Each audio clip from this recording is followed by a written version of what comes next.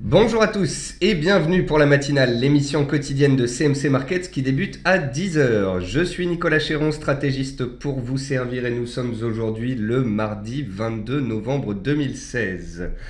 Le titre du jour est Les acheteurs persistent et signent. En effet, nous avons hier soir, enregistré un mouvement relativement puissant sur les indices américains. Et nous avons établi de nouveaux records historiques sur le S&P, le Dow Jones, le Russell 2000 et le Nasdaq. Et cela faisait tout simplement 17 ans que ce n'était pas arrivé, puisque la dernière fois où l'ensemble de ces indices inscrivaient des nouveaux records ensemble, nous étions en 1999. J'espère que vous avez bien compris que les marchés étaient dans des tendances haussières de moyen terme aux États-Unis, que l'Europe est portée par les États-Unis avec une certaine sous-performance, mais tout de même, les acheteurs ont la main, la tendance est haussière à court terme et à moyen terme, et il conviendra de devenir plus prudent, voire baissier, le jour où nous aurons un signal technique baissier. En l'absence de signal, pas de cassure, pas de stratégie baissière et les acheteurs gardent bel et bien la main. Je salue tous ceux qui viennent de nous rejoindre en cours de route et je salue également tous ceux qui nous regardent sur YouTube. Avant de rentrer dans le vif du sujet, voici un avertissement sur les risques concernant le caractère purement informatif de cette présentation et les CFD. Je vous invite à en prendre note. Vous pouvez, comme à chaque émission, utiliser les fonctions de chat et de questions-réponses en haut de votre écran pour pouvoir converser avec moi. Comme tous les matins, on va voir ensemble les actualités marché, macro, actions, les statistiques économiques passées et à venir, une figure graphique reconnue par la plateforme de CMC Markets et bien évidemment, je répondrai à vos éventuelles questions. Alors, en termes d'actualité marché, donc pour la première fois depuis le 31-12-1999, les 4 indices américains ont clôturé hier sur des records historiques. De ce fait, le CAC 40 tente de s'affranchir de sa résistance à 4560 points. En effet, le CAC 40 était bloqué dans un range entre 4480 et 4560 points depuis une semaine. Il y a passé toute la semaine dernière. Et étant donné le mouvement d'euphorie, le mouvement puissamment acheteur que l'on a eu sur les indices US, eh bien le CAC gape à la hausse et tente de casser cette résistance pour aller rejoindre la suivante qui se situe à 4610 points et ce sont ses plus hauts annuels. Le DAX fait encore et toujours face à sa résistance à 10 800 points. C'est l'équivalent des 4610 points sur le CAC 40 et ça correspond au plus haut annuel. Vous pourrez noter que le CAC et le DAX sous-performent les indices américains puisque les indices américains sont sur des nouveaux records alors que le CAC et le DAX sont sous leurs records précédents. Il y a une certaine prime de risque sur l'Europe, notamment avec le référendum italien que l'on va avoir au début du mois de décembre. Et puis, il y a la sous-performance historique du marché européen. Mais cela ne change rien à la donne. Le CAC 40 et le DAX, tout comme les indices américains, sont haussiers à court terme et à moyen terme.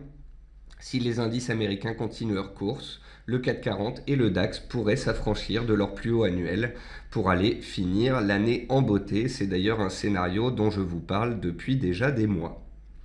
Le pétrole consolide ce matin après avoir gagné 6% en l'espace de 24 heures.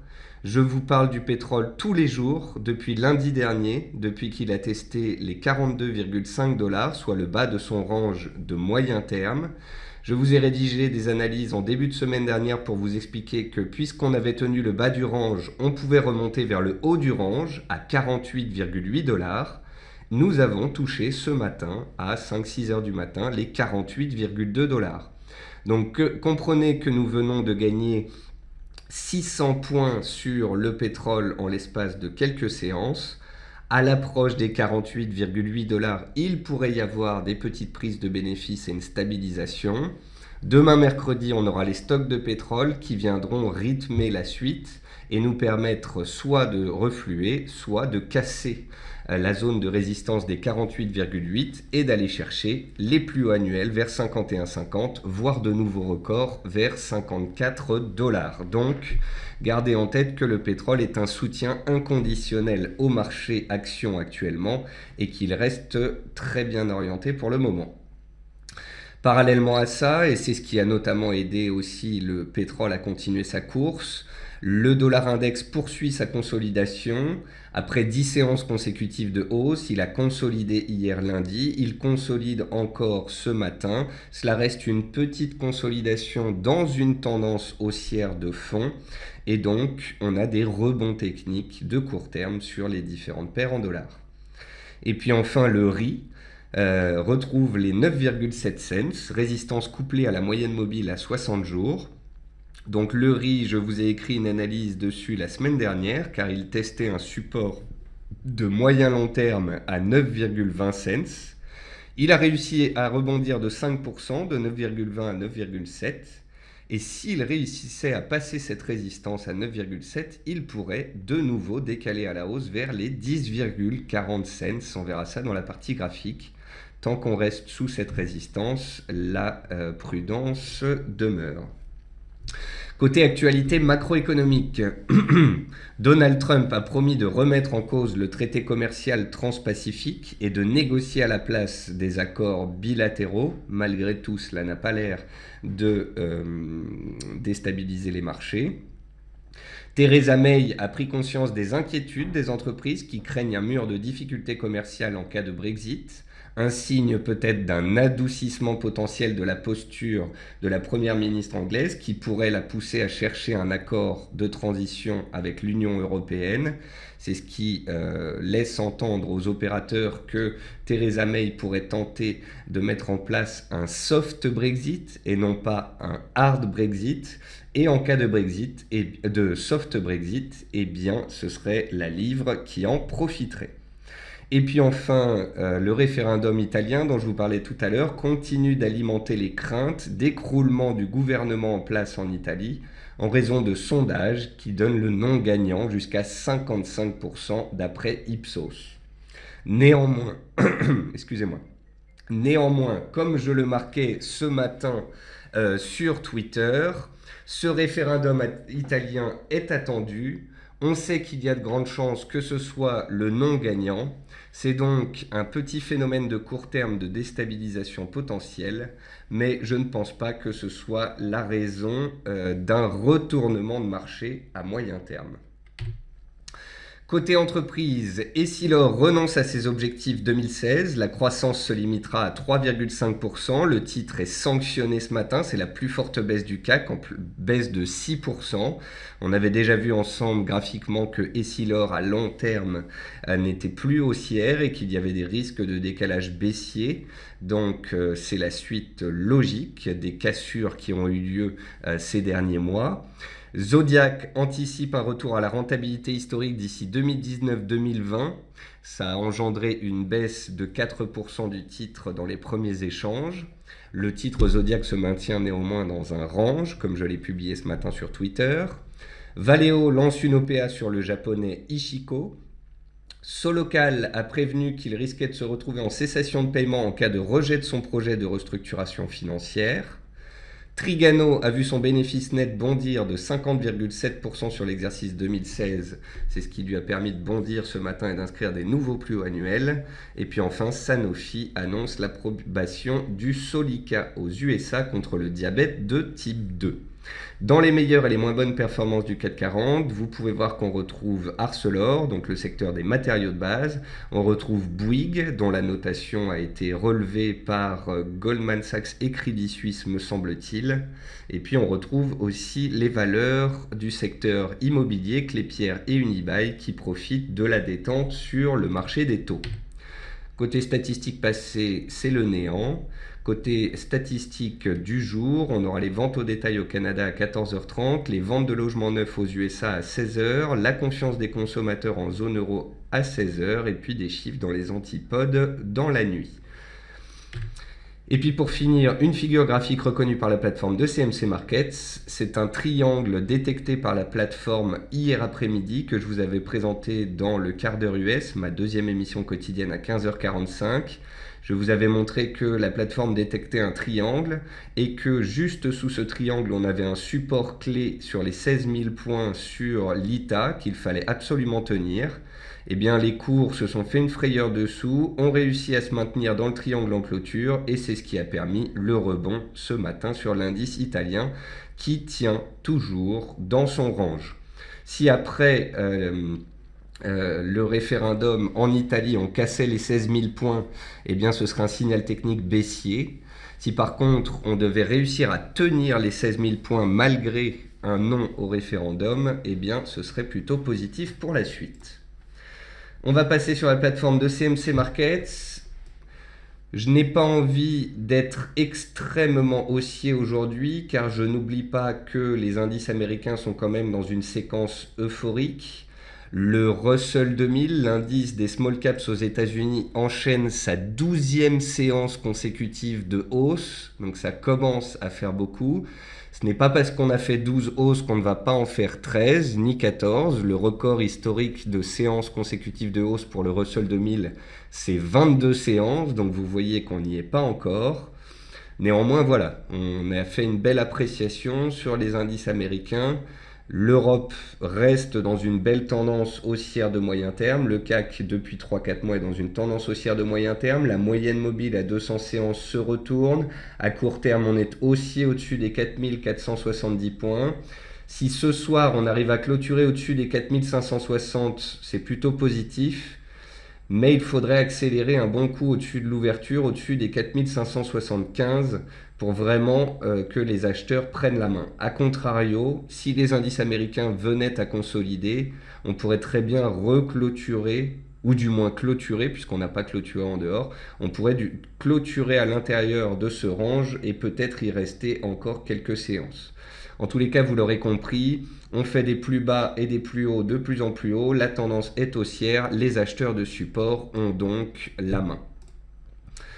Concernant le DAX, c'est haussier à moyen terme, c'est haussier en données journalières, on est dans un range sur les dernières séances, la borne basse du range a été réactive et les acheteurs ont pris la main pour revenir vers le haut du range. Mais on n'a peut-être pas de catalyseur nécessaire pour casser cette zone de résistance, à moins que les indices américains continuent. Alors vous me direz, c'est la semaine de Thanksgiving, est-ce que les indices américains peuvent continuer ? Ma réponse est oui. Généralement, la semaine de Thanksgiving est une semaine calme et est une semaine plutôt haussière, notamment le vendredi, qui est une demi-séance aux États-Unis. Et bien statistiquement parlant, elle est plus haussière que baissière. Donc on peut continuer d'avoir des indices qui restent soutenus, mais de là à passer tout de suite cette zone de résistance, pas forcément. Donc prudence sur les indices européens, le CAC comme le DAX ont testé des zones de résistance dans les premiers échanges, ça ne passe pas pour le moment, les Européens sont en sous-performance et il faut le garder à l'esprit. On va regarder les indices américains, donc le Nasdaq 100, lui n'a pas fait de nouveau de record, mais il est proche de ses records précédents. C'est le Nasdaq qui a inscrit un nouveau record hier. L'indice des small caps, le Russell 2000, le voici. Il enchaîne sa 12e séance consécutive de hausse. L'US 30, c'est le Dow Jones. Donc le Dow Jones, je vous avais montré ce petit triangle. Je vous avais dit que si on cassait par le bas les 18 850, on pouvait retourner sur les anciens plus hauts historiques à 18 670. Mais si on sortait du petit triangle par le haut, on pouvait continuer vers les 19 000 points. Nous sommes actuellement à 19 000 points. Lorsque je prends la hauteur de la hausse qu'il y a eu après le Brexit jusqu'au record donc, du 20 juillet, je note qu'on a eu une appréciation de 1600 points de hausse sur le Dow Jones. Lorsque je reporte ces 1600 points de hausse pour avoir un objectif théorique en partant du point bas de l'élection de Donald Trump, je trouve les 19 080, 19 100 points. Donc on peut encore grimper, on est en tendance haussière de long terme, de moyen terme, de court terme. On peut peut-être encore continuer de monter dans la semaine vu que c'est Thanksgiving en direction des 19 100 points. C'est un objectif graphique théorique. Si on arrive sur ce point-là, je vais commencer à devenir de plus en plus prudent. Voilà. C'est haussier tant qu'on fait des plus bas de plus en plus haut. Je ne vous parlerai pas de signal baissier. Mais plus on va grimper, plus on va s'approcher de cette zone de prix, plus les indices européens seront sur leur résistance, leur plus haut annuel. Et même si je pense qu'à terme cela peut passer et qu'on peut finir l'année sur les plus hauts, en beauté, il faut tout de même savoir raison garder à court terme. Concernant le VIX, il est baissier, il est sur ses plus bas, il inscrit un nouveau plus bas mensuel encore ce matin et la complaisance est donc de mise sur ces marchés. Ensuite, on va passer sur les actions françaises. En baisse, forte baisse, Essilor. Donc Essilor, à moyen terme, c'est ceci. Quand je vous disais tout à l'heure qu'on avait vu ensemble déjà il y a quelques mois que Essilor cassait des niveaux d'importance, eh bien c'était ici, en octobre. Essilor était dans une sorte de triangle depuis un an et demi. On a cassé ce triangle par le bas, les vendeurs ont pris la main et on est retourné vers le support suivant des 102 euros. On s'y est stabilisé dans la zone des 100-102, mais à cause des résultats publiés ce jour, eh bien la baisse continue. Donc voici le graphique, on va se mettre en données mensuelles pour voir le graphique sur Essilor. Voici le graphique en données mensuelles. Donc en données mensuelles, on a toujours une tendance de très long terme haussière qui part depuis 2009. Et vous voyez que le gros support tangible qui correspond au plus haut de 2013, il se trouve à 90 euros. C'est aussi là que l'on retrouve l'oblique de tendance qui passe par les plus bas depuis 7 ans sur le titre Essilor. Ensuite, dans les baisses, on retrouve Zodiac. Donc Zodiac, c'est un range. On est dans un range depuis 6 mois et les cours n'arrivent pas à en sortir. Vous voyez qu'on bloquait depuis 2-3 semaines sous les plus hauts du range, les 22,40, 22,50. Les résultats sont sortis. La société vise un retour à une certaine rentabilité historique d'ici 2019-2020. Les opérateurs optent donc pour des prises de bénéfices. Ensuite, on retrouve CGG Veritas. CGG Veritas, c'est une parapétrolière qui est fortement sous pression. Les derniers résultats du titre l'ont fait vaciller le 8 novembre dernier de plus de 20% à la baisse. Ensuite, on est allé rejoindre les plus bas annuels. On a cassé les plus bas annuels avant-hier et on est encore donc sur les plus bas annuels aujourd'hui. Le titre est fortement baissier en données mensuelles, en données hebdomadaires, en données journalières. Seul un retournement des cours et un retour rapide des cours au-dessus des anciens plus bas annuels, c'est-à-dire les 13,80 €, seul un retour rapide au-dessus des 13,80 € montrerait un excès baissier et un regain d'intérêt des opérateurs. Tant qu'on est sous les 13,80 €, j'ai pas grand-chose à vous dire là-dessus, si ce n'est que c'est baissier. Ensuite, on va regarder les hausses. Dans les hausses, on a Areva. Et il y a plusieurs actionnaires qui souhaitent potentiellement rentrer dans le capital d'Areva. Donc on note un certain regain d'intérêt des opérateurs. Après, c'est pas très propre. On peut peut-être matérialiser une tendance baissière ici en traçant une oblique qui passe par tous les plus hauts depuis plusieurs semaines. On a donc une tendance baissière corrective. On doit même pouvoir peut-être tracer un petit canal. Ouais, c'est pas extrêmement propre. Mais bon, vous voyez l'esprit de la chose. On a eu une belle remontée des cours en juillet-août, une consolidation dans un canal baissier. Si on venait à casser les 4,90, les plus hauts des dernières séances et la borne haute du canal, on pourrait enfin avoir une véritable appréciation. Ensuite, dans les hausses, on retrouve Eramet qui est toujours fortement haussière. Goldman Sachs est passé haussier pour la première fois en 5 ans sur les matières premières. Eramet, c'est une société qui est dans les matériaux de base, qui profite de la hausse des matières premières, donc c'est la raison pour laquelle le titre est aussi recherché. On approche de la borne haute du canal, il convient donc d'être prudent, mais étant donné la puissance du mouvement, il n'est pas inconcevable qu'on tente d'en sortir par le haut. Donc attention à ceux qui voudraient se mettre en face de cela. Ensuite, Trigano, donc elle a publié des résultats en forte hausse. On a cassé les résistances, les plus hauts annuels et on accélère. Vous voyez que on a eu une belle tendance haussière pendant l'année 2015, une consolidation jusque cet été et puis ici, on a eu enfin une cassure de la dynamique baissière et un retour en force des acheteurs. Ensuite, Sequana. Sequana, elle est intéressante parce qu'elle tente de matérialiser un double bottom. Donc, je trouve ça intéressant de suivre cela. Le titre est fortement baissier dans une tendance baissière de fond. Mais on tente ici de matérialiser un double bottom sur les 1,34€ et c'est relativement propre, donc à surveiller dans les séances à venir. Et puis pour finir, je vous parle de Valorec. Valorec, on avait vu hier qu'elle avait pris appui sur son support des 4,55 vendredi. Elle a gapé à la hausse hier grâce à la hausse du pétrole. Elle a été recommandée par une note de broker, me semble-t-il, c'est ce qu'il a soutenu en séance, plus la hausse du pétrole. Étant donné le mouvement puissant du pétrole et des indices, Valorec rattaque ses plus hauts annuels, les 5,05 €. Et en cas de cassure de ce seuil, le prochain objectif graphique, théorique, se situe à 6,35 €. Rien que ça. Soit 25% de potentiel du titre. Alors comment je trouve cet objectif? Eh bien je prends tout simplement le range que l'on a opéré entre 3,80 et 5,10 €. Je prends la hauteur de ce range et je le reporte à la cassure comme un objectif théorique.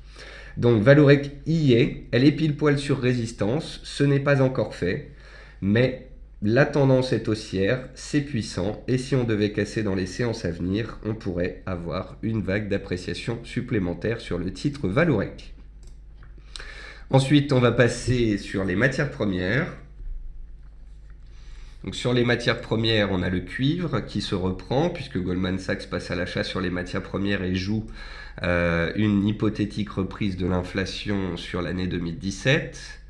Ensuite, on a l'argent qui rebondit un petit peu. C'est une stabilisation des cours qui est permise par la consolidation du dollar américain.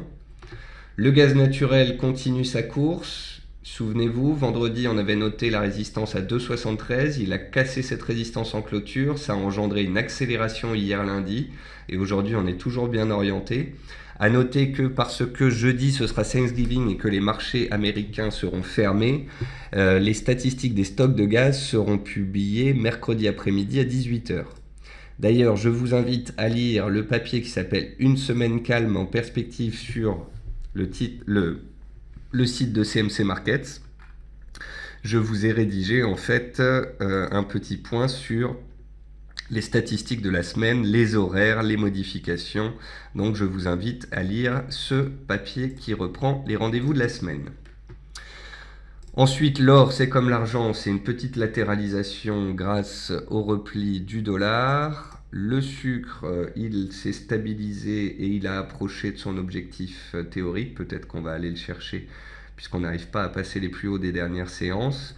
Si on casse les 20,10, les plus hauts des 4 dernières séances, on pourrait décaler à la hausse. A contrario, les vendeurs gardent la main en direction des 19,50, voire des 18,50 par la suite. Et puis ensuite, ma matière préférée depuis une semaine, c'est le pétrole. Le pétrole où on avait vu ensemble ce très beau test du bas du range et de la MM200.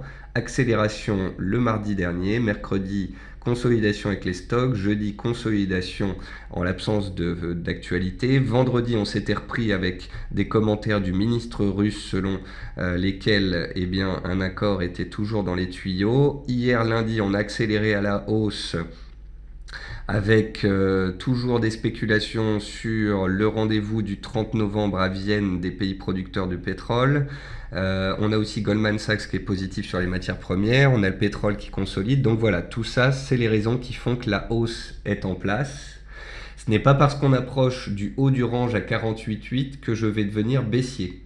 Je ne suis en aucun cas baissier sur les cours du pétrole en l'absence de signaux baissiers. On a une tendance de moyen terme haussière matérialisée par la moyenne mobile à 200 séances qui se retourne à la hausse. On a eu un mouvement de consolidation qui a duré des mois. Si un accord de gel de production des pays producteurs devait intervenir, on pourrait casser les 48,8, on pourrait même les casser avec les stocks demain.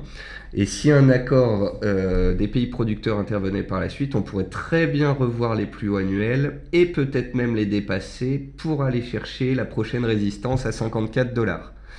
Donc on a fait 42,48, on a pris 600 points. Et si on devait aller rejoindre les 54, il y aurait encore 600 points à la clé. Donc, si vous vous posez la question de savoir si on a atteint l'objectif final et si les cours vont baisser, la réponse est non. La tendance est haussière à court terme, la tendance est haussière à moyen terme, et en l'absence de signaux baissiers, en l'absence d'un chandelier de retournement, les acheteurs peuvent garder la main et tenter de casser des résistances et de s'apprécier. C'est notamment parce que je pense qu'il est concevable qu'un accord, même de principe, arrive à Vienne et que le pétrole remonte vers les plus hauts annuels, que je pense que cela pourrait soutenir le secteur énergétique et permettre aux indices européens de finir l'année en beauté au-dessus de leur résistance de moyen terme que je vous ai montré en début de cette émission. Donc voilà, si et seulement si l'Italie ne devait pas faire trembler les marchés, la hausse de taux aux États-Unis n'effrayait plus les opérateurs puisqu'elle est pricée désormais à 100% et que le pétrole devait continuer de se tenir, je ne serais pas étonné de voir une fin d'année en beauté sur les indices boursiers. Et puis pour finir, le riz dont je vous parlais tout à l'heure. Le riz, je vous ai écrit une analyse la semaine dernière, toujours dans la rubrique Actualité Analyse du site de CMC Markets. Elle est ici, l'analyse sur le riz. Donc j'ai écrit une analyse quand le riz s'est stabilisé sur support les 9,20, ce sont ses plus bas annuels, approchés au mois de mars, touchés au mois d'août, approchés au mois de septembre. On les a touchés de nouveau en novembre, on a rebondi. Le support est donc actif. On n'est plus en tendance baissière de court terme, la baisse a été neutralisée. Et on a atteint la zone de résistance des 9,70-9,75. Ce sont les plus hauts de début novembre et ça correspond aussi à la moyenne mobile à 60 périodes qui fait office de pivot absolument parfait sur les cours du riz depuis des mois. Vous voyez, j'ai des petites flèches encore sur toutes les fois où ça a fonctionné parfaitement. Et si on devait réussir à casser les 9,70-75, on pourrait remonter de nouveau vers l'oblique baissière ici vers 10,25, voire vers la résistance horizontale des 10,35, 10,40. Si au contraire on bloque sous les 9,70, on pourrait assister à une latéralisation des cours. En tous les cas, une chose est sûre, la réaction sur support était belle, elle a eu lieu et ceux qui se sont placés sur support sont en gain. Et puis pour finir, on finit avec les devises. Ensuite, je vais répondre à vos questions, notamment sur les actifs que je n'ai pas encore passés en revue. Sur les devises, c'est plutôt simple. On assiste à un rebond technique de toutes les devises qui baissaient contre le dollar. Donc l'AUD-USD qui a fait un mouvement extrêmement violent à la baisse est dans un rebond technique depuis le début de la semaine. L'euro-dollar fait de même, il s'est stabilisé au-dessus des 1,06 et il est dans un processus de rebond technique de court terme. La livre, elle a bien rebondi hier sur les 1,2330, elle a repris 170 points parce qu'elle était sur support, que le dollar a consolidé et que Theresa May pourrait opter pour un soft Brexit. Et ça, c'est un soutien à la livre. Et puis le NZD qui avait touché son support à 0,70 rebondit également. Tous ces rebonds techniques sont dus à ce mouvement-là. Ce mouvement, c'est le dollar américain. Le dollar américain a connu une superbe vague haussière en octobre. Il a consolidé avant les élections. Il est reparti à la hausse puissamment avec les élections. La probabilité de hausse de taux en décembre a atteint hier les 100%. La hausse du dollar a donc reflété cette probabilité qui est montée progressivement de 80% à 100%.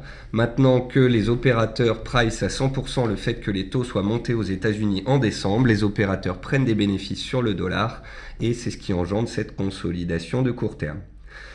Si on revient sur les 100,50 et qu'on y réagit positivement, c'est une ancienne résistance devenue support, on pourrait tenter de repartir à la hausse. Si on casse les 100,50, on pourrait connaître une consolidation un petit peu plus profonde. Mais gardez à l'esprit que c'est une consolidation de court terme sur le dollar et des rebonds techniques de court terme sur les paires en dollars. Tant que le dollar garde une pente haussière, une tendance haussière, les risques d'une reprise haussière par la suite de cette consolidation restent élevés. Donc voilà pour le dollar et notamment pour finir la paire USD-Yen. Je vous avais montré que l'USD-Yen avait atteint les 111, c'est la zone de résistance qui date du mois de mai 2016. Il est donc légitime après une accélération, des cassures et de nouvelles accélérations qu'une fois arrivé sur une zone clé datant du premier semestre, eh bien, les opérateurs optent pour quelques prises de bénéfices. On va regarder maintenant les actions que l'on m'a demandé de regarder. Je vais faire ça tout de suite. Alors, GTT, ça c'est un titre que je n'ai pas regardé depuis bien longtemps. Et c'est très joli. Je ne sais pas qui nous a demandé ça, c'est Christian. Alors Christian, bien vu, c'est une configuration très intéressante que voici, puisque nous avons un range de moyen terme.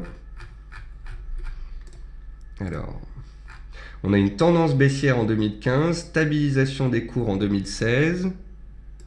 On a un RSI ici qui remonte progressivement. On a des cours qui ont fait des plus bas de plus en plus haut depuis 6 mois. Et là, on est en train de tenter de casser ce range de moyen terme par le haut.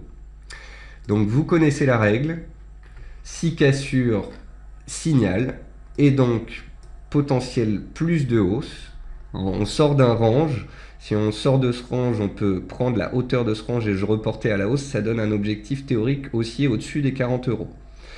Donc si les cours refluent sous cette résistance et reviennent sous les 33 € dans les séances à venir, on reste dans le range de moyen terme.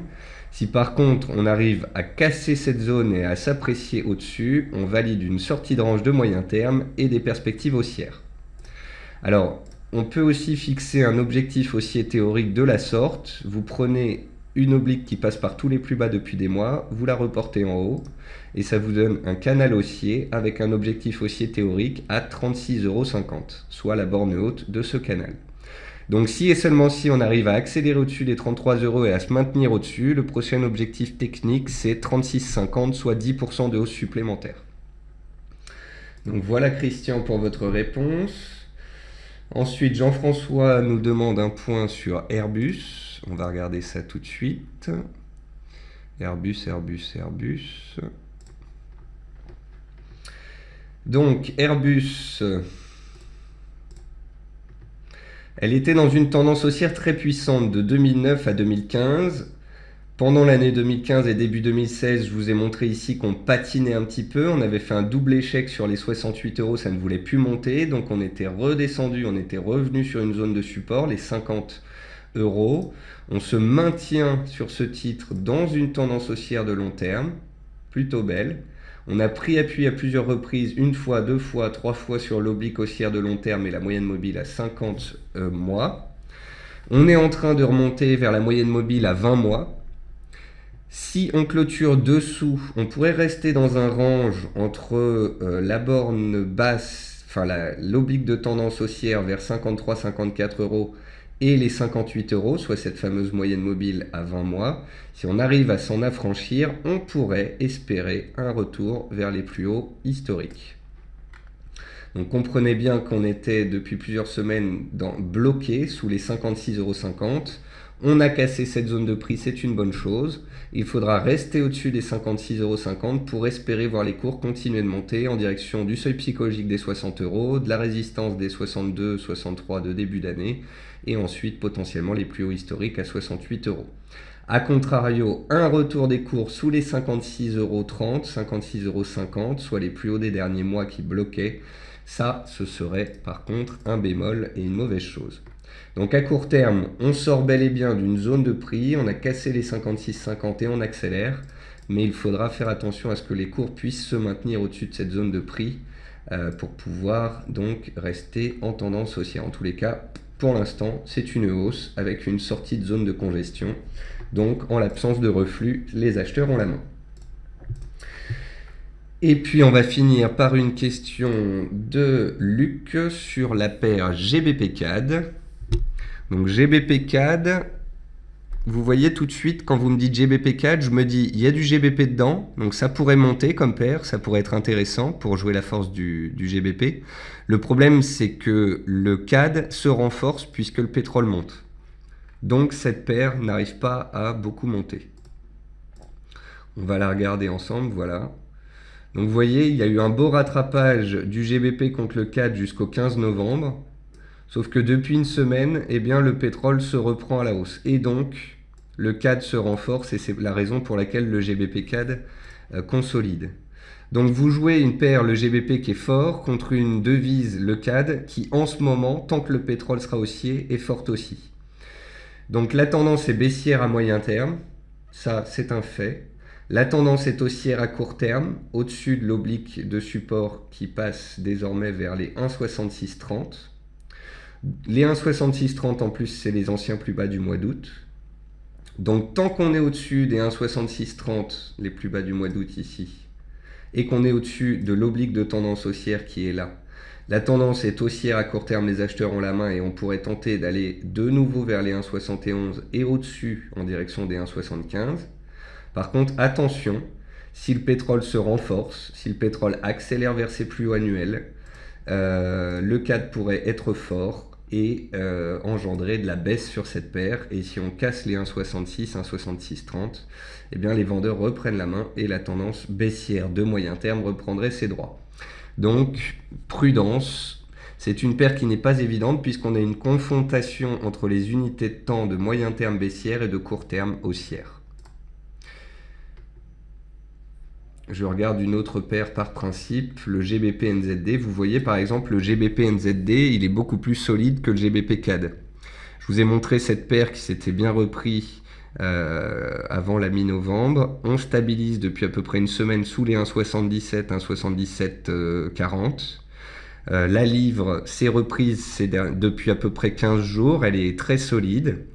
Et donc, si on venait à casser cette zone de résistance, le GBP-NZD pourrait accélérer de nouveau en direction des 1,82, soit un potentiel supplémentaire de 500 pips. Au contraire, tant qu'on reste bloqué sous ce seuil, c'est la neutralité qui prévaut. Mais vous voyez la différence entre GBP-NZD et GBP-CAD.